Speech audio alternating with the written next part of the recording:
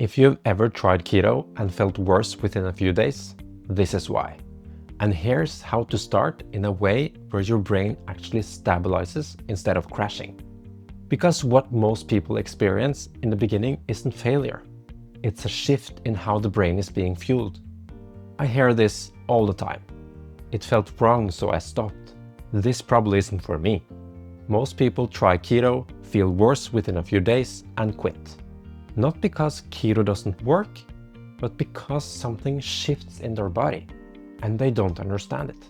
They feel more tired, sometimes more anxious or a bit foggy. But in most cases, it's not keto that's the problem, it's how you start. Because there are a few things that make a massive difference. And the first one is something almost no one gets right. When you lower carbohydrates, insulin drops. And when insulin drops, your kidneys start excreting more sodium. So within days, you're losing more fluid and electrolytes than you're used to. And I see this all the time. People cut carbs, don't adjust electrolytes, and suddenly they feel weak, dizzy, sometimes even more anxious. Not because keto is dangerous, but because their system is underfueled on electrolytes. And this is usually where people quit. Not because it's not working, but because they misinterpret what they're feeling. So one of the simplest ways to avoid feeling like crap is this: add salt. Be intentional about it. Salt your food properly. Use broth. Even a glass of water with some salt can make a big difference. Electrolyte powders, once or twice a day, can also help. If you have symptoms like headache, dizziness, or fatigue, increasing sodium can sometimes improve how you feel within 20 to 30 minutes. The second thing that really makes or breaks this. A lot of people go from high carb diet straight into extreme restriction overnight and expect to feel good. And I get it, you want to get going. But that's where people tend to push too fast. But your brain has been running primarily on glucose for years. Switching to ketones as primary fuel takes time. There's a transition phase where your brain is changing its fuel system. And that transition usually takes around 3 to 4 weeks.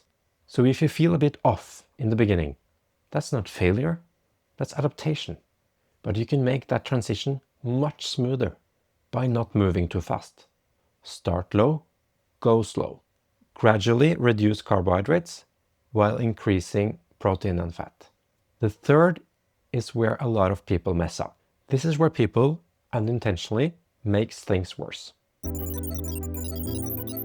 They cut carbs and at the same time they also reduce calories.